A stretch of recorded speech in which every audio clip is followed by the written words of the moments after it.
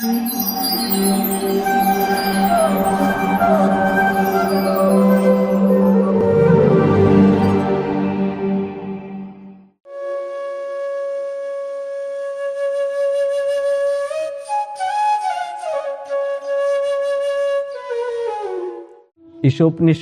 श्लोक संख्या 10।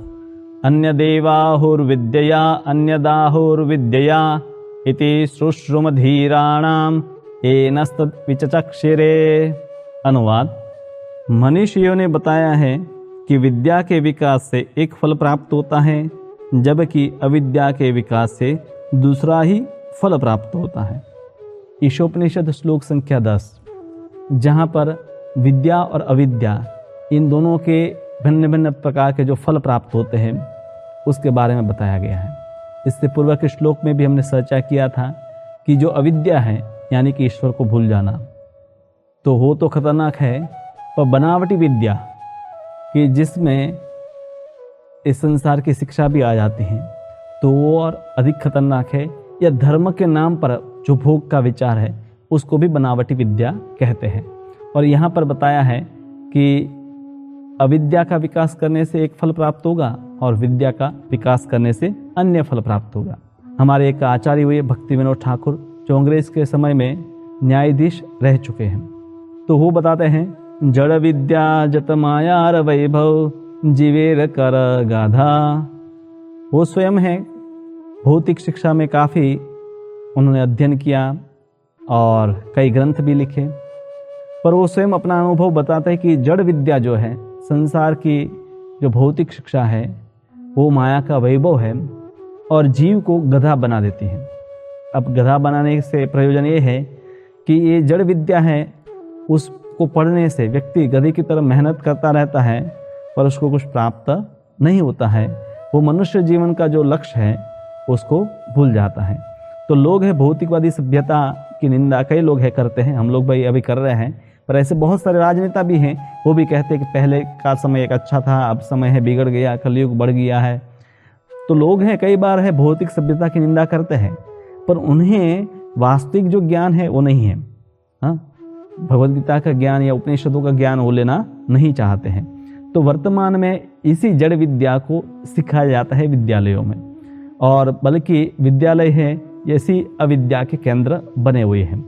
अब यहाँ पर ईशोपनिषद है, हमें ये मना नहीं करता कि हमें शरीर का निर्वाह करने के लिए कुछ जो भी संसार में आवश्यक जो ज्ञान चाहे या शिक्षा चाहे वो नहीं लेनी है, परंतु उसी के विकास में जब कोई व्यक्ति मानव लग जाता है और वो आध्यात्मिक जो ज्ञान को भूल जाता है, आध्यात्मिक विद्या है उसको भूल जाता है, तो फिर है ऐसी बनावटी विद्या जो है उसके लिए समस्या का कारण बन जाती है।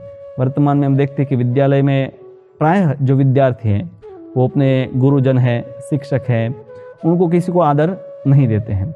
और उसी प्रकार से विद्यार्थी के मतलब जो आदर्श है होने चाहे शिक्षक, वो भी ऐसे आदर्शों का कोई पालन नहीं करते। वो भी सिगरेट पीते होंगे और शराब पीते हैं, और बच्चे भी है उसी प्रकार से व्यवहार करते हैं। और फिर यही बच्चे या आगे जाकर पढ़ाई करते हैं, उसमें से कुछ लोग वैज्ञानिक बनते हैं और फिर कई घातक हथियारों का उसमें से निर्माण करते हैं। तो आप देखिए वर्तमान की शिक्षा से अंततः क्या हो रहा है कि जहाँ घातक हथियारों का निर्माण किया जाता है, घातक हथियारों का व्यापार किया जाता है। तो जो विद्या है, मतलब जड़ विद्या है स्कूल या कॉलेज की, उसका प्रयोजन वास्तव में समाज में शांति स्थापित करना नहीं, बल्कि शिक्षा के नाम पर या राजनीति के नाम पर या समाज में शांति के नाम पर हथियार का व्यापार ही होता है। और कुछ जो धार्मिक शिक्षा भी थोड़ी बहुत बची है समाज में, तो वो भी सिर्फ नाम मात्र के है, यश के लिए लोग हैं। कोई ब्राह्मण है तो गुरुकुल में कुछ समय के लिए चला जाता है, कुछ वेद का अध्ययन कर लेता है, पर वो भी नाम मात्र के लिए रह गया है और उसको व्यवहार में प्रायः लोग हैं अपनाते नहीं हैं। जैसे मैं भी एक गुरुकुल में गया तो वेद गुरुकुल था, पर वहाँ पर मैंने जाकर देखा तो लोग टीवी देख रहे हैं, क्रिकेट खेल रहे हैं और वेद का पाठ करते हैं, पर उसका क्या अर्थ है, उसका प्रयोजन है, किसी को भी कुछ पता नहीं था। तो अविद्या के फलस्वरूप है अब लोग अपना अपना एक राष्ट्रीयता का निर्माण भी किया कि हम भारत के हैं, तो कोई कहे हम पाकिस्तान के हैं। ठीक है, आप एक देश के साथ आपकी पहचान है, पर जब इसके ऊपर बहुत अधिक भार दिया जाता है तो हम एक देश के हैं इसलिए दूसरे देश को का विरोध करना है। इस प्रकार से बहुत सारे मतलब जो संसार है उसका विभाजन हो चुका है। भूमंडल मतलब अगर देखा जाए कि पूरी पृथ्वी है, उसमें एक भारत देश छोटा सा जगह है, उसमें से एक छोटा सा सिटी में हम रहते हैं, उसमें से छोटा सा एक हमारा घर होता है, उस घर में हमारा छोटा सा एक शरीर होता है। और इवन पृथ्वी भी जो है मतलब ये भूमंडल है, उसमें तो उसकी स्थिति है राय के दाने की जैसी भी नहीं है। तो हमारी इतनी क्षुद्र स्थिति है, मतलब इतनी निम्न स्थिति है, फिर भी हम हैं चाहे जाति को लेकर, देश को लेकर, विभिन्न वस्तुओं को लेकर हैं दूसरों से शत्रुता करते हैं। तो लोग हैं मतलब ये शत्रुता करते हैं, उद्देश्य यही है कि हमारा आधिपत्य हो जाए और सब सीमाएं लगा दी है। कोई कहता है कि भाई हम तो अमेरिका के हैं, हम दूसरों को वीज़ा नहीं देंगे, आने नहीं देंगे, ये ज़मीन है हमारी है। संसार पहले श्लोक में बताया ईशोपनिषद में कि पूरा संसार है ईश्वर की संपत्ति है। तो ईश्वर ने सब जीवों के लिए बनाया है। तो बुद्धिमान व्यक्ति है, खास करके राजनेता है, उनका कार्य है कि वो समाज के कल्याण के लिए इन संपत्ति का बंटवारा करे, नहीं कि वो अपने स्वार्थ के लिए अपने नियंत्रण में उसको रखे। और काफ़ी सारे देश आप देखें कि अविद्या के कारण है, उनको अपना धन है प्रजा के लिए खर्च करने की जगह पर है सुरक्षा के लिए ही काफ़ी खर्च करना पड़ता है, हथियार खरीदने पड़ते हैं और बहुत सारी समस्याएं बढ़ती जा रही हैं। अब समय के साथ ये कम नहीं हो रही बल्कि बढ़ती जा रही है। तो इसीलिए हमें वास्तविक जो विद्या है, ज्ञान है, उनका अनुशीलन करना होगा। अब वास्तविक जो ज्ञान है उसके बारे में भी लोगों की धारणा है, मतलब वर्तमान में तो धारणा है ही नहीं कि ज्ञान क्या है, और बस हम बोलते हैं कि ज्ञान या विज्ञान, कई बार जैसे विज्ञान शब्द साइंस के लिए हम प्रयोग करते हैं, पर वास्तव में वो भी जड़ विद्या है। जो वास्तविक जो ज्ञान और विज्ञान है वो भगवद गीता में दिया गया है। और भगवद गीता में आप अध्याय 13 पढ़ेंगे तो उसमें श्लोक संख्या 8 से लेकर 12 तक में भगवान हैं ज्ञान के बारे में बताते हैं कि कौन सी वस्तुएं हैं वो ज्ञान के विकास के लिए आवश्यक है। तो इसलिए हमें भी वो वस्तुएं जाननी आवश्यक है कि क्या क्या वस्तु है जो समाज में ज्ञान का विकास है वो करने में सहायता करेगी। तो सबसे पहला शब्द इस श्लोक में है अमानित्वम, अदम्भित्वम, अहिंसा, क्षांतिरार्जवम, आचार्योपासनाम, शौचम, स्थैर्यम, आत्मविनिग्रह, इंद्रियार्थेषु वैराग्य, अनहंकारम एवच, जन्म मृत्यु जरा व्याधि दुख दोषानुदर्शनम, असक्ति अनभिसंग, पुत्रद्वार गृहादेषु, नित्यं समचित्तत्वम, इष्टानिष्टोपपत्तिषु, मयि चानन्य योगेन भक्तिर अव्यभिचारिणी, एकतदेश सेवित्वम, अरति जनसंसदि, अध्यात्म ज्ञान नित्यत्वम, तत्वज्ञानार्थ दर्शनम, एतत् ज्ञानम इति प्रोक्तम, अज्ञानम यदतोन्यथा। तो यहाँ पर है भगवान है बता रहे कि ज्ञान के विकास के लिए सबसे पहली आवश्यक है अमानित्व, विनम्रता। व्यक्ति जब तक ये अहंकार उनको रहे कि मुझे तो सब कुछ जरूरी है, मुझे शास्त्र पढ़ने की क्या आवश्यकता है, तब तक उसको ज्ञान नहीं हो सकता। दूसरा है दंभहीनता, मतलब दिखावा नहीं करना। वर्तमान में लोग है ज्ञान लेते हैं तो अधिक दिखावा करने लगते हैं, पढ़ा जैसे कुछ पढ़ाई करते हैं वो दिखावा अधिक करते हैं। अहिंसा यानी कि दूसरे व्यक्ति को शारीरिक, मानसिक किसी भी प्रकार से कष्ट नहीं देना। और सहिष्णुता, अगर कोई व्यक्ति हमें कष्ट देता है या कोई भी जीवन में तकलीफ आती है तो उसको सहन करना। सरलता यानी कि अपना जो वाणी है, वर्ताव है और विचार है वो एक जैसे ही होने चाहिए, ऐसा नहीं कि कुछ बोले कुछ कर और अलग करे है। तो ये सब जो ज्ञान की शुरुआत के लिए विनम्रता, दंभहीनता, अहिंसा, सहिष्णुता, सरलता आवश्यक है। और उसके बाद व्यक्ति को गुरु के पास जाना होता है। तब तक अगर वो गुरु के पास भी जाएगा तो विनम्रता नहीं होगी तो गुरु से भी ज्ञान प्राप्त नहीं कर सकता। फिर उसको आध्यात्मिक गुरु के पास जाना चाहे और फिर वो बताए उस प्रकार से पवित्र जीवन जीना चाहे। अगर उसकी खराब आदतें हैं जैसे मांसाहार करना, शराब पीना, ऐसी आदतें हैं तो इसको त्याग करना चाहिए। फिर है स्थिरता, जब वो नियम कुछ लेता है तो उस नियम में उसको पालन करना होगा कि वो नियम है बना रहे, जैसे कि सुबह जल्दी उठना है, स्नान करना है और भोजन इत्यादि के बारे में जो नियम ले उसको ठीक से पालन करते रहना है। फिर है आत्म संयम, जब तक व्यक्ति का मन और इंद्रियों के ऊपर संयम नहीं है तब तक उसके लिए कोई भी प्रकार का योग है उसमें प्रगति कर पाना संभव नहीं है। और फिर आता है इंद्रिय तृप्ति के विषयों का परित्याग। संसार में जो लोग हैं जड़ विद्या के पीछे लगे हैं उसका उद्देश्य तो यही होता है कि ज़्यादा से ज़्यादा इंद्रियों का भोग करें, तो उससे ज्ञान नहीं बढ़ता है पर अज्ञान बढ़ता है। तो ज्ञान बढ़ाना है तो हमें इंद्रियों के ऊपर उनके जो विषय है, जो अनावश्यक है, उसका त्याग करना है। और फिर अहंकार का अभाव, ये भाव कि मैं शरीर हूँ, यही सबसे बड़ा अहंकार है। तो इससे व्यक्ति को मुक्त होना पड़ेगा। फिर व्यक्ति को ये समझना पड़ेगा कि संसार में जन्म, मृत्यु, वृद्धावस्था और रोग है, तो यही हमारे वास्तविक दुख है और उसी से मुक्ति प्राप्त करने के लिए मनुष्य जीवन मिला है। वहाँ पर हम इन वस्तुओं को समझ सकते हैं और भगवत भक्ति करके इनसे मुक्त हो सकते हैं। फिर है वैराग्य, यानी कि धीरे धीरे संसार की जो वस्तुएं हैं उसके प्रति उदासीनता, संतान, स्त्री, घर, अन्य कई वस्तुओं के प्रति हमारी ममता होती है। तो इनका हमें एक कर्तव्य है कि कर्तव्य के अनुसार ख्याल भी रखना है, पर फिर भी उस पर आसक्ति नहीं होना। तो यही बात है भगवद गीता में ज्ञान में बताई गई है। फिर अच्छी तथा बुरी घटनाओं के प्रति संभव रखना, मतलब अच्छी घटना में ये समझना है कि भगवान की कृपा से हुआ है, और अगर कोई बुरी घटना भी होता है तो ये समझना कि मेरे कुछ कर्म रहे होंगे इसलिए ये सब हुआ है। तो इस प्रकार से चेतना का विकास करना जरूरी है ज्ञान के लिए। ऐसा नहीं कि व्यक्ति सिर्फ पुस्तक पढ़ेगा उसको ज्ञान हो जाएगा। फिर भगवान के प्रति भक्ति होना ज्ञान के लिए अति आवश्यक है। मान लीजिए कि व्यक्ति सब कुछ उसमें अच्छे लक्षण हो, पर अगर भगवान के प्रति भक्ति नहीं है तो उसका ज्ञान है निरर्थक है।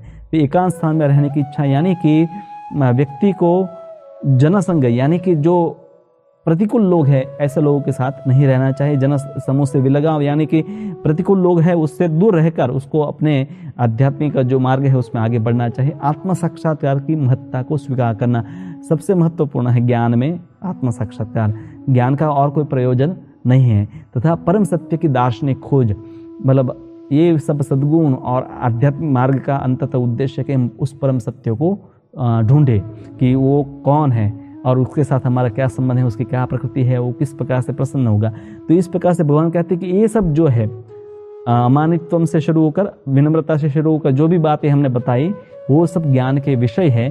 उसके अलावा जो भी है वो अज्ञान है। तो वर्तमान की शिक्षा हमें इसमें से जो भी बातें की, ऐसी कोई भी शिक्षा वहाँ पर हमें नहीं मिलती है।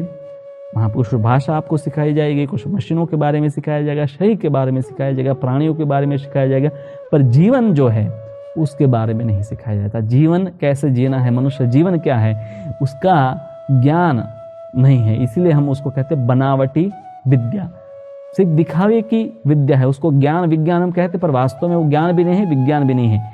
क्योंकि विज्ञान का अर्थ तो ये होता है कि मतलब कोई वस्तु को यथार्थ जानना। तो हम विज्ञान में तो वस्तु को यथार्थ नहीं जानते हैं, परंतु उसको सिर्फ भौतिक दृष्टि से जानते हैं। तो इस प्रकार से जो पूरा मतलब है विद्या का क्षेत्र, संसार में विद्या का क्षेत्र है, स्कूल में, कॉलेज में और अनेक विषयों का लोग अध्ययन करते हैं, पर ये विद्या नहीं है, पर जड़ विद्या है। इसको इसलिए भक्तिविनोद ठाकुर कहते हैं जड़ विद्या जत मायार वैभव। जैसे स्वयं मैं डॉक्टर बना, मैंने भी काफ़ी साल तक अध्ययन किया, स्कूल में 12 साल और उसके बाद है 6 साल MBBS का।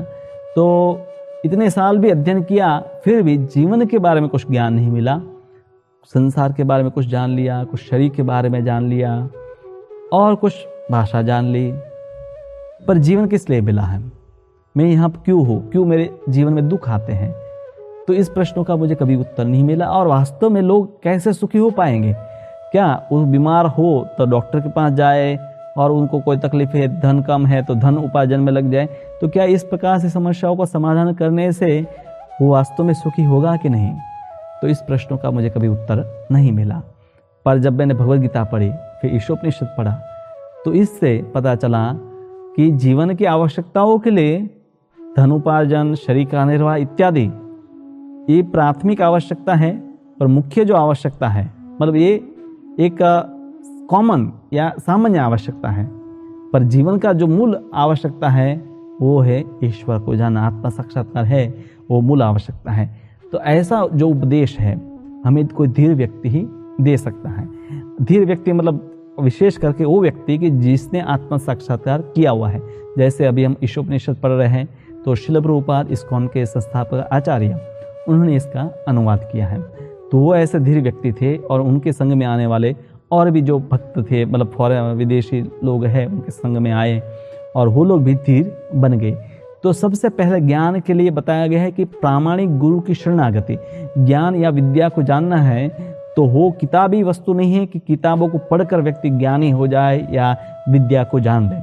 हाँ, इसलिए बताया है तमसो माँ ज्योतिर्गमय, उपनिषदों में बताया, उपनिषद का अर्थ ही होता है कि गुरु के पास जाकर सीखना कि कैसे तमस से मैं ज्योति की ओर जाओ, कैसे मैं अंधकार से प्रकाश की ओर जाओ, ज्ञान की ओर जाओ।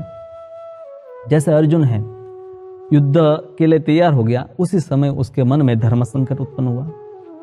और तब है अर्जुन ने ये विचार नहीं किया कि मैंने तो अभी तक बहुत कुछ पढ़ा है, मैं सबसे बड़ा धनुर्धर हूँ, तो मुझे किसी को प्रश्न पूछने की क्या आवश्यकता है। नहीं, अर्जुन हमें उदाहरण दे रहा है कि हमें चाहे कोई भी व्यक्ति कितना भी पढ़ा लिखा हो, उसको भी एक आध्यात्मिक गुरु की आवश्यकता होती है, जिन्होंने आत्म साक्षात्कार किया है और जो उस मार्ग पर चल रहे हैं। और अर्जुन कहता है, शिष्यस्ते हम साधिमाम त्वाम प्रपन्नम, मैं आपका शिष्य हूँ, इसीलिए आप मुझे बताइए कि मुझे क्या करना चाहिए। तो ज्ञान की शुरुआत यहाँ से होती है शरणागति से। शरणागति यानी कि गुरु की शरण ग्रहण करने। जैसे गुरु की शरणागति व्यक्ति को करनी है तो विनम्रता होनी आवश्यक है। वहाँ पर अगर चैलेंज लेकर कोई जाता है कि नहीं, आप कितना जानते हैं मुझे बता दीजिए, अगर मुझे पसंद आएगा तो मैं स्वीकार करूँगा, तो कोई गुरु की शरण में ऐसा नहीं जा सकता।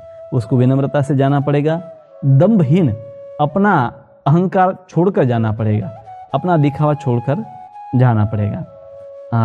कर्ण की तरह नहीं जाना है। जैसे कर्ण है, परशुराम के पास गया पर ये छुपा कर गया, उसने बताया नहीं कि मैं क्षत्रिय हूँ, और बताया कि मैं अन्य वर्ण से हूँ।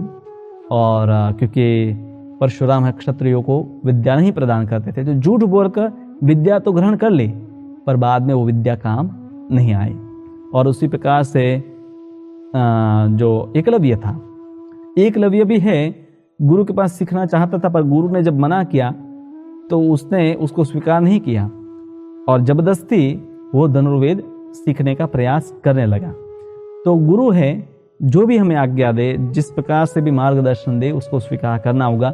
और वो गुरु मतलब ऐसा नहीं कि कोई भी व्यक्ति गुरु हो सकता है, जिन्होंने आत्म साक्षात्कार किया है, जो भगवद गीता में बताए जो निर्देश है उसके अनुसार अपना जीवन जीता है, वो गुरु बन सकता है। तो उनके पास जाकर विनम्रता से फिर प्रश्न करना है। प्रश्न किस बारे में करने हैं कि मुझे नौकरी कहाँ मिलेगी, कैसे मेरी कुछ बीमारियों का इलाज होगा, कैसे मैं विदेश में जाऊँ, ऐसे प्रश्न नहीं। अगर आपके ऐसे प्रश्न हैं, बीमारी आपको है, उसके बारे में कुछ जानना है तो डॉक्टर के पास जाइए। आपको विदेश जाना है तो उसके जो इमिग्रेशन एजेंट है उसके पास जाइए। या आपको धन की कमी है तो कोई व्यक्ति के पास जाइए जो आपको सलाह देगा कैसे पैसे कमाने हैं। गुरु है तद विज्ञानार्थम स गुरुमेवापि गच्छेत्। जो गुरु है आध्यात्मिक ज्ञान को प्राप्त करने के लिए है, नहीं कि हमारे जो कोई भी भौतिक प्रश्न है वो लेकर जाए और उसका समाधान देना गुरु का कार्य नहीं है। आध्यात्मिक गुरु जो है उसका कार्य होता है कि हमें आध्यात्मिक ज्ञान प्रदान करना। और वर्तमान में जो कई ऐसे गुरु हैं कि जो आध्यात्मिक ज्ञान नहीं प्रदान करते, बाकी सब कुछ देते हैं और उसके बदले में शिष्य से बहुत सारा धन भी लेते हैं। तो वास्तविक गुरु है आपको आध्यात्मिक ज्ञान ही प्रदान करेगा और उसकी कोई कीमत धन नहीं है।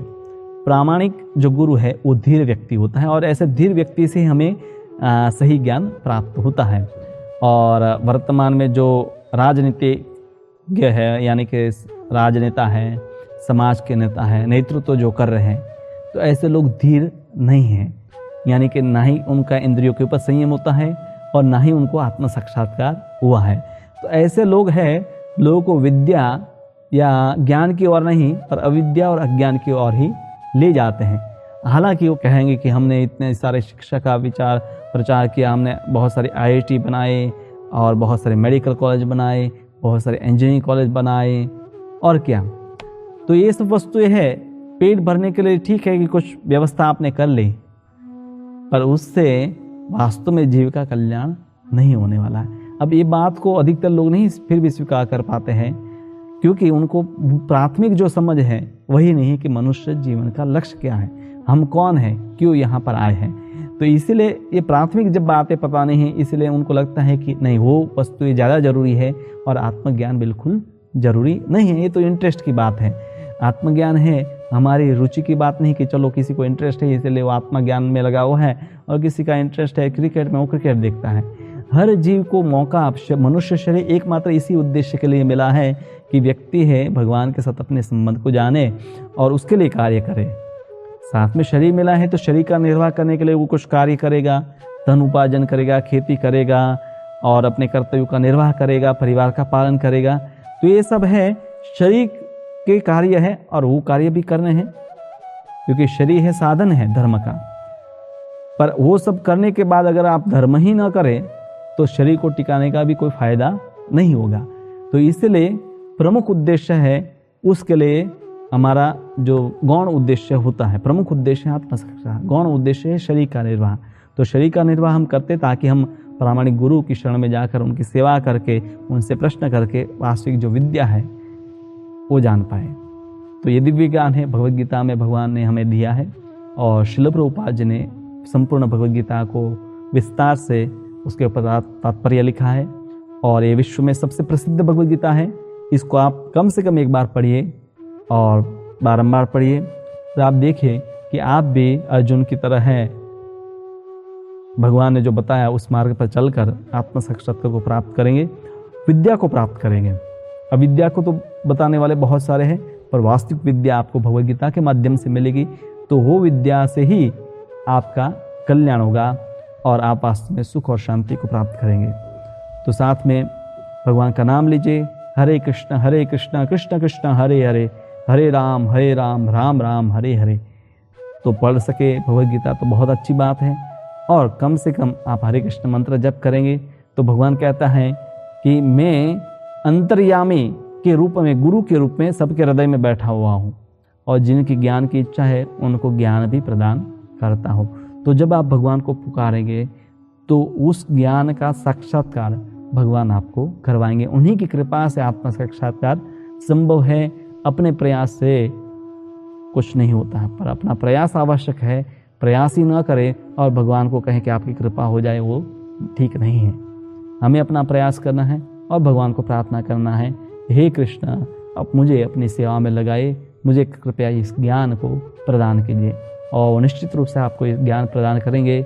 और वो जब ज्ञान आपको प्राप्त हो जाएगा तो उसके सामने संसार के सभी जो बनावटी ज्ञान है वो तुच्छ लगेंगे आपको। हरे कृष्णा।